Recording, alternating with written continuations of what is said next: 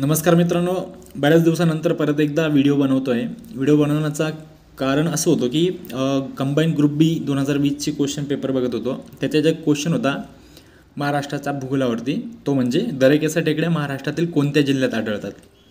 तर महाराष्ट्रातील टेकड्या किंवा डोंगर रांगा याच्यावरती मुख्य भर होता आणि या डोंगर रांगा किंवा टेकड्या कोणत्या जिल्ह्यात आढळतात या संदर्भात अनेक जोड्या लावा किंवा मग डायरेक्ट क्वेश्चन देखील विचारलेला आहे की एक अमुक अमुक टेकडी किंवा अमुक अमुक डोंगर हा कोणत्या जिल्ह्यात आहेत. तर अशा प्रकारचे जे क्वेश्चन येतात ते अनेकदा मुलं चुकवतात आणि जे हक्काचे मार्क असतात ते गमवून बसतो आपण. तर असे मार्क कसे सुटणार नाहीत, तर या गोष्टी आपण बघू शकता की महाराष्ट्रात अनेक टेकड्या आणि अनेक डोंगर आहेत. जर ते अभ्यासाल तुम्ही तर ते पाठांतर करून चालणार नाही, कारण की 50 ते 100 पेक्षा जास्त नावं या ठिकाणी एकत्र येऊन जातील. आता आपण या आजच्या लेक्चरमध्ये एक जिल्हा घेणार आहोत, तो म्हणजे वर्धा जिल्हा. या वर्धा जिल्ह्यात जर तुम्ही बघाल तर 8 पेक्षा जास्त डोंगररांगा आणि टेकड्या आढळून येतात, बरोबर. तर या कशा लक्षात ठेवणार आपण. जर पाठांतर करायला गेले तर समजा आज वर्धाचे तुम्ही पाठही कराल, पण उद्या नागपूरचे टेकड्या असतील किंवा मग चंद्रपूरच्या असतील, तर या सगळ्या टेकड्या तुम्ही पाठांतर करणं अशक्य होऊन जाईल. तर याला आपण क्लुप्ती लावून किंवा एक योजना करून या गोष्टी सहज आणि सोप्या पद्धतीने समजून घेऊ शकतो. तर सुरुवातीला आपण बघूया की वर्ध्यात नेमके कोणकोणते डोंगररांगा व टेकड्या आहेत. तर वर्ध्यात प्रामुख्याने बहिरम टेकड्या, त्यानंतर हरणसुरी टेकड्या, त्यानंतर रावणदेव डोंगर व टेकड्या आहेत, त्यानंतर गिरड टेकड्या आहे, त्यानंतर मालेगाव, ब्राह्मणगाव, तीगाव आणि नांदगाव इत्यादी टेकड्या आहेत. तर अशा सर्व टेकड्या जर तुम्ही पाठ करण्याचा प्रयत्न कराल तर होतील, पण मग त्याला खूप टाईम जाईल आणि कालांतराने ते विसरण्याचे चान्सेस असतात. पण ज्या ठिकाणी जर तुम्ही एक क्लुप्ती लावली, सपोज आता एक तुम्हाला स्टोरी सांगतो की रामायणातील एक सीन आहे जिथं रावण हा माता सीतेला हरण्यासाठी येत असतो, बरोबर. तर ज्या वेळेस तो येतो तो साधूचा वेश घेऊन येतो आणि तो कशावर बसून येतो तर गरुडावर बसून येतो, बरोबर. तर आपण जे बघितलं आहे आत्तापर्यंत किंवा ऐकलेलं आहे, आणि त्यानंतर तो सीतेला हरण करण्यासाठी येतो. तर आपण या ठिकाणी काय स्टोरी बनवू शकतो, तर आपल्याला एक वाक्य किंवा एक स्टोरी किंवा एक लाईन यासाठी, आता वर्धा आणि तो साधूचं रूप घेऊन आला म्हणजे काय, तर तो वरदान देणार होता सीतेला आणि त्या बदल्यात सीता त्याला काहीतरी दान देणार होती, बरोबर. दान दिल्यानंतर वरदान दिलं जातं. तर वरदान हा शब्द आपल्याला वर्धा जिल्ह्यासाठी लक्षात राहू शकतो, बरोबर. तर एवढं लक्षात ठेवा की वरदान हा वर्धा जिल्ह्यासाठी आहे. आणि त्यानंतर आपलं ट्रिक काय बनून जाते मग, तर ट्रिक या पद्धतीने बनते की वरदान देण्याच्या नावाखाली बेहराम रावण गरुडावर बसून आला व हरिण बनून मालेगाव, ब्राह्मणगाव, तीगाव आणि नांदगाव फिरला.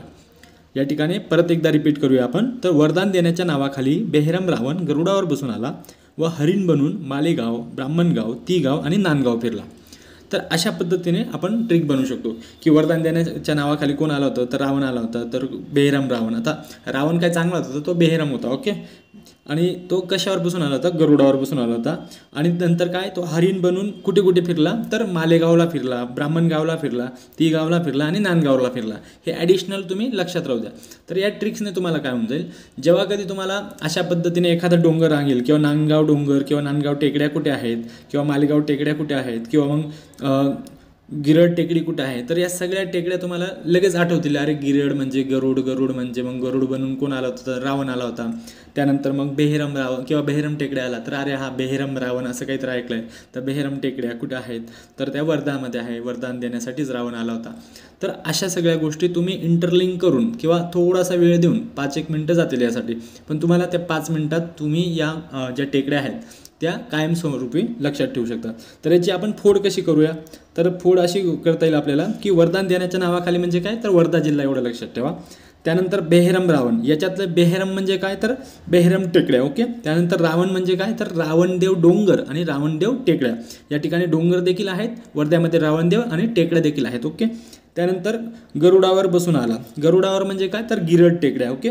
आणि हरिण बनून मालेगाव, ब्राह्मणगाव, तीगाव आणि नांदगाव फिरला. तर हरिण बनून म्हणजे काय, तर हरणसुरी टेकड्या, ओके. आणि त्यानंतर मालेगाव, ब्राह्मणगाव, तीगाव आणि नांदगाव फिरला. म्हणजे काय, हे 4 जे नावं लक्षात ठेवा, सोपे जातील. ती मालेगाव, ब्राह्मणगाव, तीगाव, नांदगाव फिरला. या सगळ्या जे नावं आहेत ते जरी आपल्याला गावांच्या नावासारखी भासत असले, पण ते टेकड्यांची नावं आहेत, ओके. आणि त्या ठिकाणी आय थिंक त्या नावाचे गावं किंवा असतील त्या ठिकाणी, ओके.